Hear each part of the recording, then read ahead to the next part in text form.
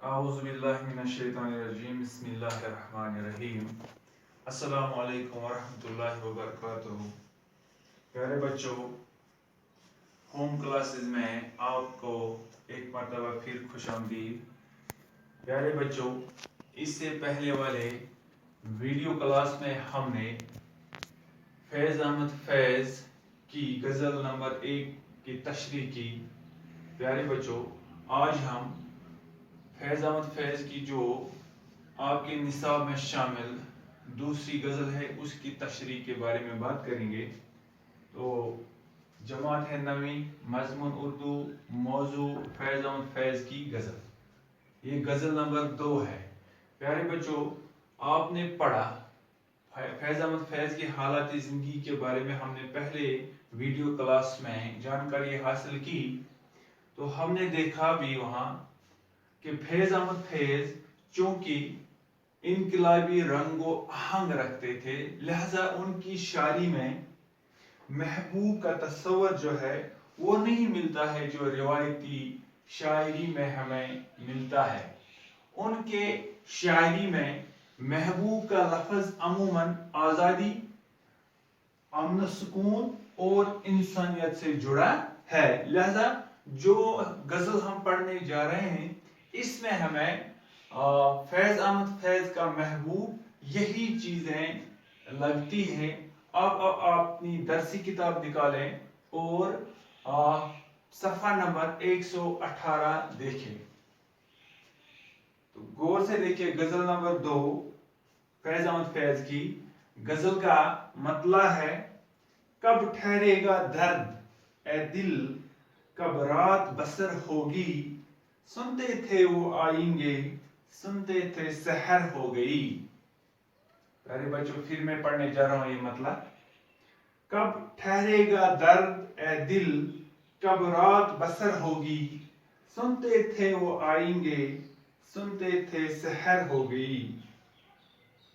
فیض احمد فیض اس مطلع میں اپنے دل سے مخاطب ہو کر فرماتے ہیں کہ اے دل، تمہارا درد کب ختم ہوگا، کب یہ ظلمت کی رات گزر جائے گی، اور کب ہم سنتے تھے کہ حق و انصاف کا نظام آئے گا، مگر سحر ہو گئی، ابھی حق و انصاف کا قانون نظام نافذ نہیں ہوا، ابھی ظلمت کی رات باقی ہے۔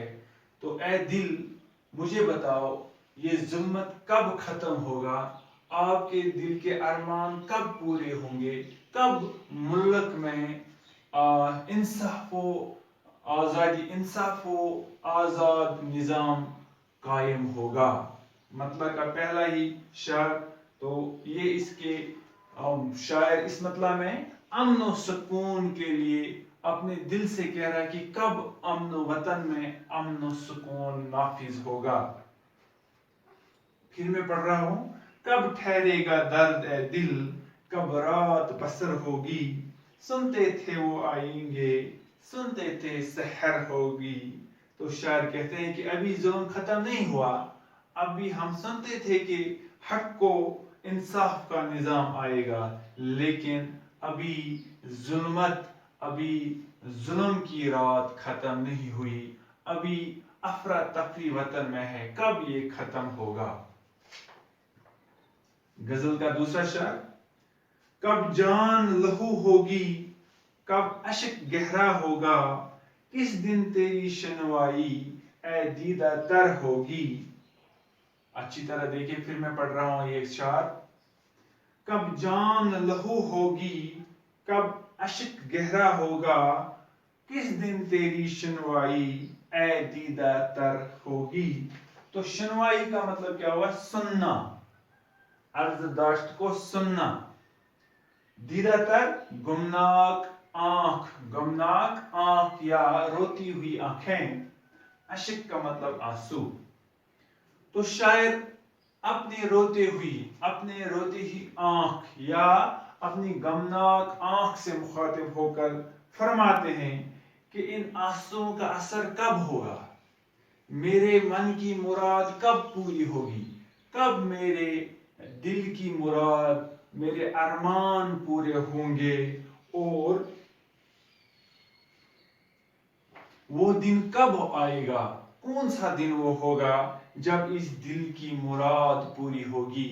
یعنی شاعر اس شعر میں اپنے دل کی مراد، اس کے دل کی مراد کیا ہے. پہلے ہی میں بار بار آپ سے کہہ رہا ہوں، پہلے ہی میں آپ کو کہہ رہا ہوں کہ محبوب کا لفظ فیض احمد فیض کی زیادہ تر شاعری میں آزادی کے لیے ہے، امن و سکون کے لیے ہے، یا انسانیت کے لیے اس نے استعمال کیا ہے. تو فرماتے ہیں کہ کب وہ کون سا دن ہوگا جب میرے دل کی مراد پوری ہوگی، یعنی میرے وطن میں خوشحالی آئے گی. یہ کب، یہ دل کی مراد میری کب پوری ہوگی. اس غزل کا تیسرا شعر، کب مہکے گی فصل گل، کب بہکے گا مے خانہ، کب صبح سخن ہوگی، کب شام نظر ہوگی. پھر دیکھیے اس غزل کا تیسرا شعر، کب مہکے گی فصل گل، کب بہکے گا مے خانہ، کب صبح سخن ہوگی، کب شام نظر ہوگی. تو شاعر فرماتے ہیں اس شعر میں کہ وہ دن کب آئے گا جب موسم، بہار کا موسم خوشبو سے مہک اٹھے گا، اور کب مے خانے میں مے کش بہک کر خوشیاں منائیں گے، اور کب وہ دن آئے گا جب صبح بات کریں گے اور شام دیکھنے کی قوت حاصل کریں گے. مراد یہ ہے کہ سچے معنوں میں کب خوشحالی، وطن میں کب خوشحالی آئے گی. شاعر پھر آرزو کرتا ہے کہ وطن میں کب خوشحالی اور فارغ بالی آئے گی، کب ہر طرف خوشیاں ہی خوشیاں وطن میں ہوں گی.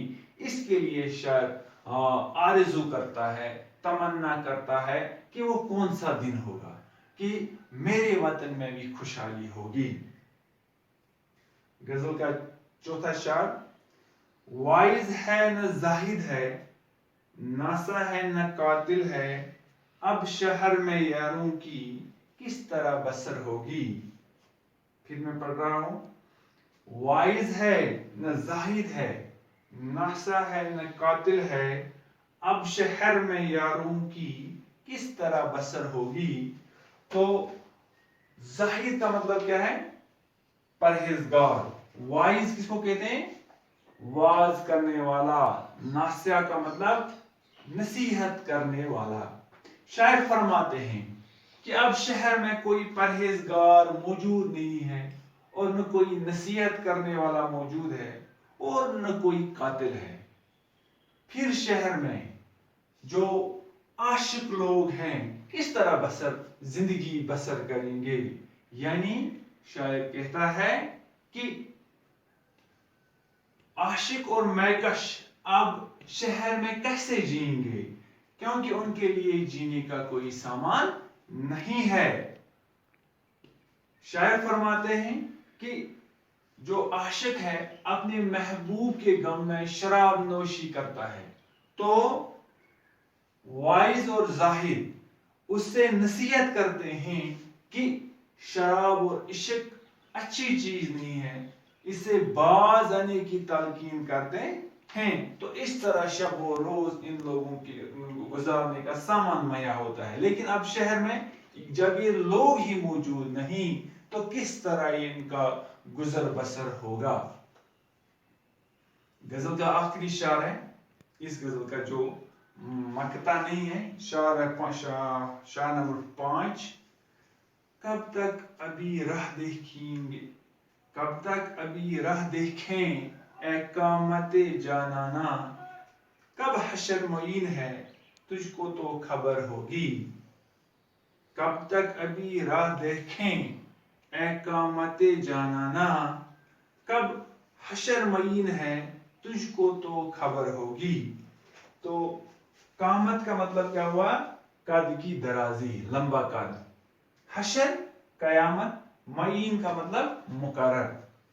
شاعر فرماتے ہیں اپنے بلند قد محبوب سے مخاطب ہو کر فرماتے ہیں کہ ہم تمہارا انتظار کب تک کریں گے، جب تم اپنے بلند قد کے ساتھ تشریف لاتے ہو تو تمہارے حسن کی وجہ سے قیامت برپا ہوتی ہے. اس لیے قیامت کا برپا ہونے کا وقت آپ کو تو علم ہی ہوگا، کیونکہ تم آئے تو تمہارے ساتھ گویا قیامت آتی ہے. ہم تمہارے بے تحاشا حسن اور لمبے قد کو دیکھ کر بدہوش ہو جاتے ہیں، مدہوش ہو جاتے ہیں. یہ منظر ہمارے لیے کسی قیامت سے کم نہیں ہے. اس طرح پیارے بچوں، آپ کی جو درسی کتاب میں فیض احمد فیض کی جو دو غزلیں نصاب میں شامل تھی، ان کی تشریح اور حالات زندگی کے بارے میں بھی ہم نے فیض احمد فیض کی حالات زندگی کے بارے میں بھی جانکاری حاصل کی. تو اگلے ویڈیو کلاس میں انشاءاللہ دوسرے شاعر کی غزل کے بارے میں ہم بات کریں گے. شکریہ.